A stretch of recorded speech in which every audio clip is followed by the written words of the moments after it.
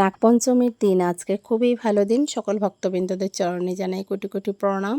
আর নাগপঞ্চমী মা মনসা পূজার অনেক অনেক শুভেচ্ছা জানাই সকল ভক্তবৃন্দদের। তো চলো চলে আসলাম একটা ছোট্ট মিনি ব্লগ নিয়ে। আজকে মিনি ব্লগে তোমাদের কাছে আমার গোপোষণা সন্ধ্যা আরতি থেকে তোমাদের কাছে আমি ভিডিওটা শেয়ার করলাম। সকালবেলা থেকে দুপুর পর্যন্ত আজকে ভিডিও শেয়ার করার একদমই সময় পাচ্ছিলাম না, কারণ আজকে ঠাকুরঘরটাকে পুরো পরিষ্কার করেছি। জন্মাষ্টমী দেখতে দেখতে চলে আসলো, তাই আজকে অনেক পরিশ্রম করার কারণে ভিডিও শেয়ার করতে পারিনি।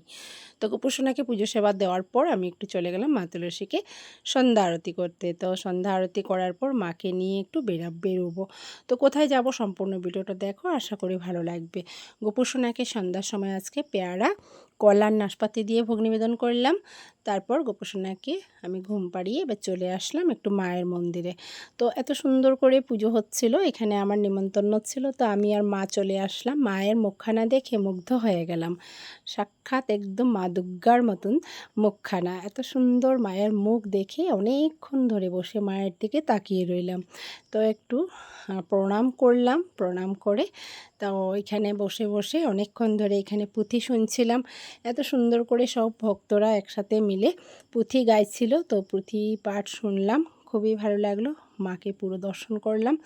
তারপর একটু চলে গেলাম মহাপ্রসাদ পাওয়ার জন্য। তো ঢাক ঢোল বাজাচ্ছিল। ওদের বাড়িতে বৎসরিক পূজা হয়, মানে ৩৭ বছর ধরে এই কাকুদের বাড়িতে পূজা হচ্ছে।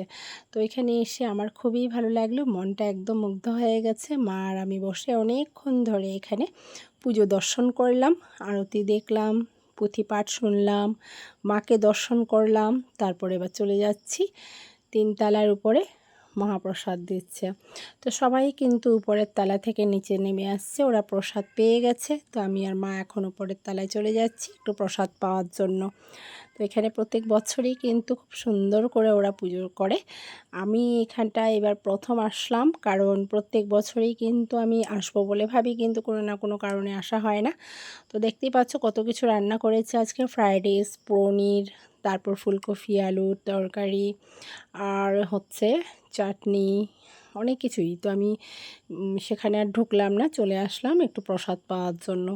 তো সবাই বসে আছে, আমি যখন এসেছিলাম তখন প্রায় বাজে 6:30 মতন।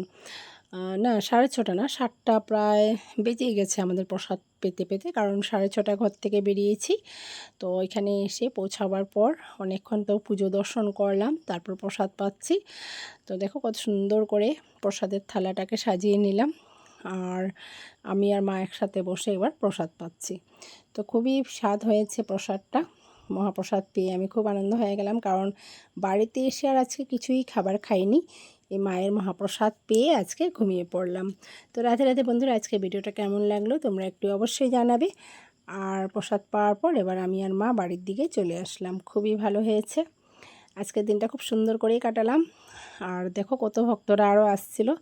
আমরা আর বেশিক্ষণ বসলাম না, পুজো দর্শন করার পর আসার সময় মাকে আবার প্রণাম করলাম। তারপর কাকুদের বলে আমরা আবার বাড়ির দিকে রওনা দিলাম। রাধে রাধে, আবার আসবো পরের ভিডিওতে। হ্যারি বল।